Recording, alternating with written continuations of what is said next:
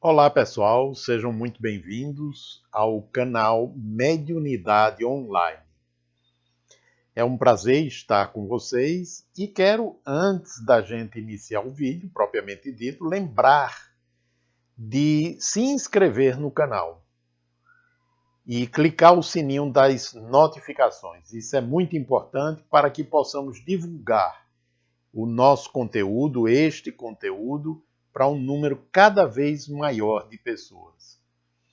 Então vamos lá, o que é que eu gostaria de falar, de conversar com vocês hoje a respeito de mediunidade? Algumas perguntas foram feitas com base nos vídeos anteriores, questionando mais uma vez se reunião mediúnica ela é perigosa. E aí as perguntas, para minha surpresa, porque eu não pensava que ainda existisse esse tipo de pensamento, mas uma das perguntas foi: provoca loucura? A pessoa adoece? Aquele que exercita a mediunidade está indo contra as leis de Deus? Ou é perigoso?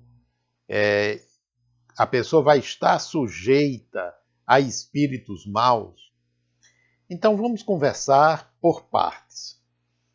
Eu não vou me aprofundar muito em cada parte, porque o nosso objetivo é fazer vídeos que não sejam longos e, portanto, que não sejam cansativos.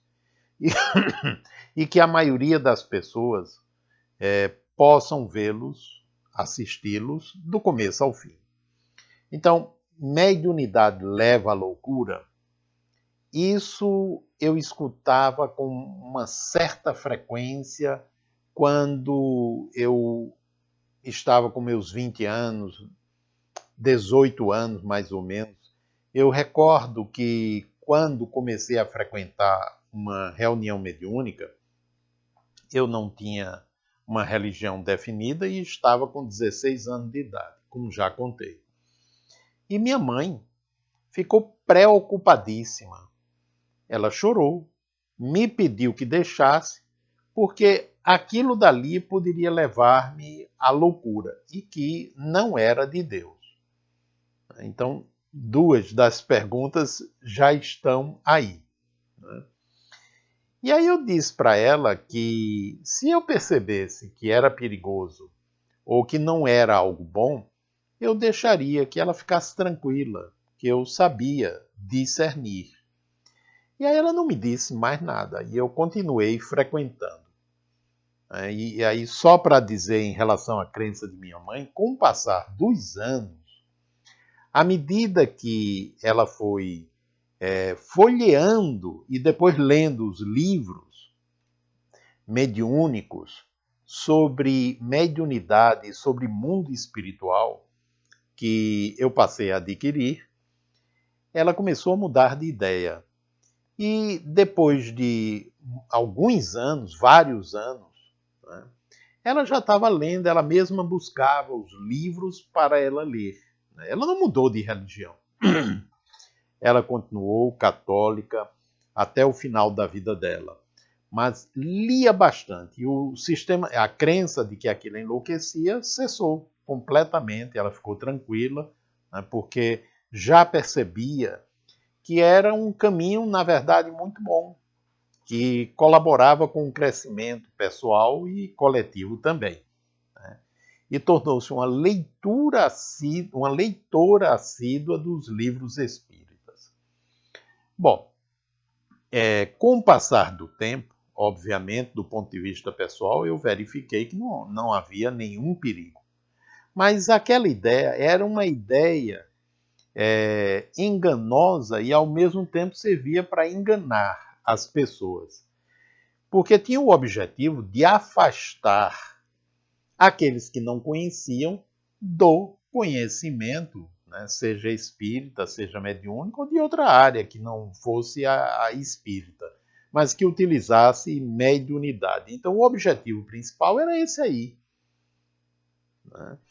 E aí se dizia, os manicômios, os hospícios estão cheios de pessoas com mediunidade, pessoas que queriam ou participavam de mediúnica.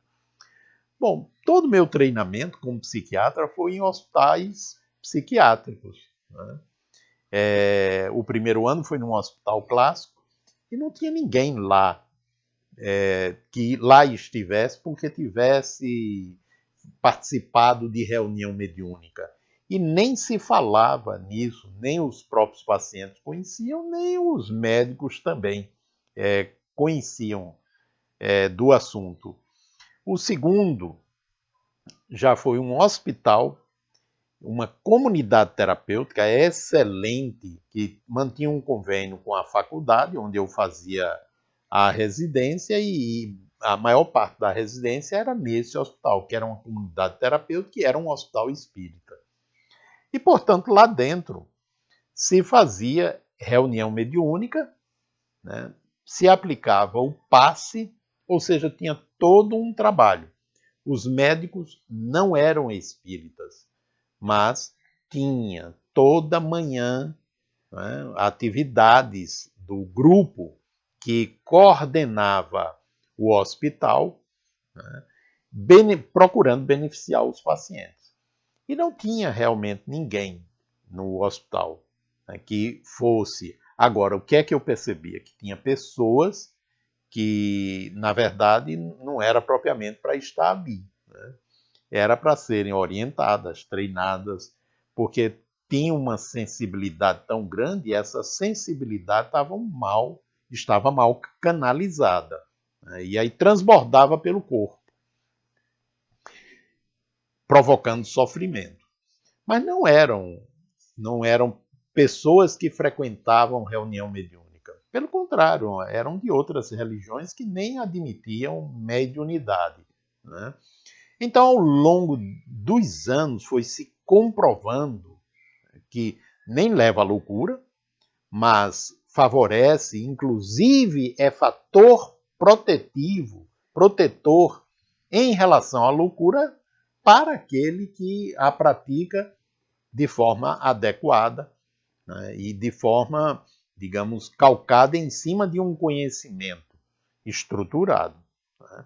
Então, protege a pessoa da loucura, inclusive, né? E a ideia de que é coisa do demônio, obviamente, na medida em que você começa a estudar e você começa a participar, você se dá conta que o demônio, aquela figura folclórica, é de chifre, casco de bode, rabo, pontudo no final, esse não existe. O que existe são seres como eu, como você, fora do corpo físico, né, porque já o corpo faleceu há algum tempo, ou há muito tempo, e que no plano espiritual, na dimensão extrafísica, mantém a estrutura emocional, mental e de caráter que tinham aqui no plano físico. Então, aqueles que eram bons aqui continuaram lá. Aqueles que eram maus aqui, mal intencionados ou perversos mesmo, né, esses continuaram da mesma forma. Os bons se congregam e aqueles voltados para o mal ou para o aproveitamento do semelhante, né, esses também se congregam. Obviamente que as regiões geradas, criadas pelas emanações dos bons são agradáveis, são boas, são prazerosas, diferente daquelas geradas pelos que não compartilham desse tipo de pensamento e de atitudes, ou seja, que são mais voltados para o mal. Agora, esses que são voltados para o mal, assim ficarão eternamente? Absolutamente, né? Pela evolução e pelo processo de aprendizado, através da multiplicidade de existências, terminarão por aprender que aquele não é o caminho. e modificarão. Então, não é perigosa nesse sentido. Não há o risco de enlouquecer. Pelo contrário, é um fator protetor em relação à possibilidade de enlouquecer. E até mesmo da saúde física, né? Porque através da mediúnica você vai aprendendo meios e vai treinando meios de reeducar a mente, de reeducar a emoção, aprendendo a se conhecer e vai aprendendo, obviamente, a melhorar. E certamente, quanto mais você melhora, quanto mais você alimenta pensamentos bons, nobres, edificantes, mais você atua positivamente sobre seu organismo, que passa a funcionar de forma mais saudável, né?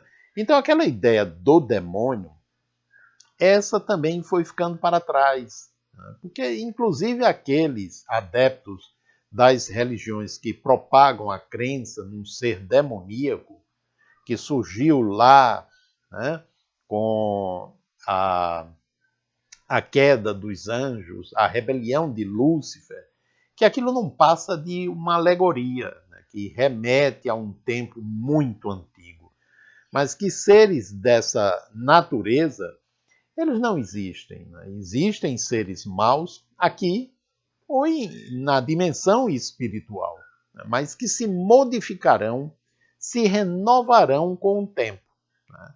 Então, a ideia de que leva à loucura, essa caiu por terra. A ideia de que atrai, que é coisa do demônio, essa caiu por terra também, né? Inclusive porque no Novo Testamento a gente observa em inúmeras passagens espíritos atuando tanto no sentido de orientar, encaminhar, como de trabalhar em conjunto com os encarnados, né? E em outro vídeo eu abordarei essa questão. Então isso é muito importante.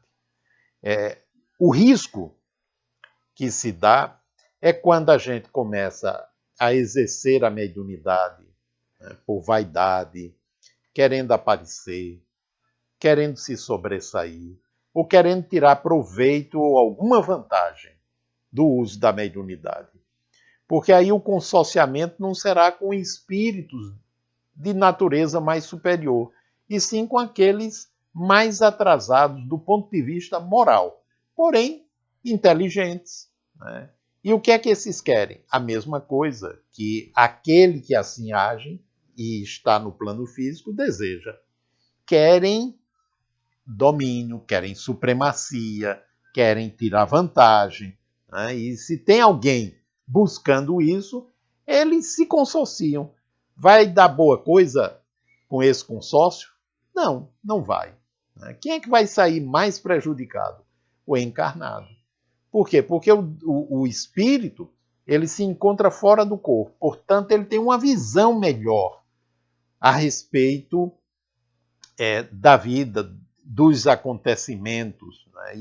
E ele faz o que ele está fazendo, pode até ter uma consciência de que aquilo não é o adequado, mas por enquanto é aquilo que ele quer. Enquanto que o encarnado não, ele está sob o véu da matéria. E aí não consegue enxergar direito. Ele pode inclusive ter a ilusão, e esse tipo de espíritos pode colaborar para manter essa ilusão de que são espíritos superiores e que querem fazer o bem, quando na verdade não são, né? Então você que deseja exercitar, viver, participar, né, de atividades mediúnicas, é fundamental que você saiba disso, e também é muito importante aquela máxima que os espíritos ensinam: dá de graça o que de graça se recebe. Ninguém paga para ser médium. Ninguém paga pela mediunidade. Então, aquilo que nos é dado de graça devemos dar. É diferente de uma profissão que você pagou por ela, você cursou faculdades, comprou livros, fez cursos, né? E essa faculdade ela estava como preparação para você desenvolver uma profissão e, através da profissão, você ganhar o seu meio de sustento aqui no plano físico. Mediunidade não é meio de sustento, é instrumento para que se possa fazer o bem, tanto a si próprio como a outro. É recurso divino, né, para que o indivíduo se torne cada vez mais lúcido e, através da sua produção mediúnica, os espíritos colaborem para que as pessoas também se tornem mais lúcidas e mais esclarecidas. E assim possam viver a vida de forma bem melhor, bem mais tranquila, com uma ligação mais profunda, né, mais íntima com Deus, com o que é bom, com o plano espiritual superior. Então, gente, um grande abraço a todos.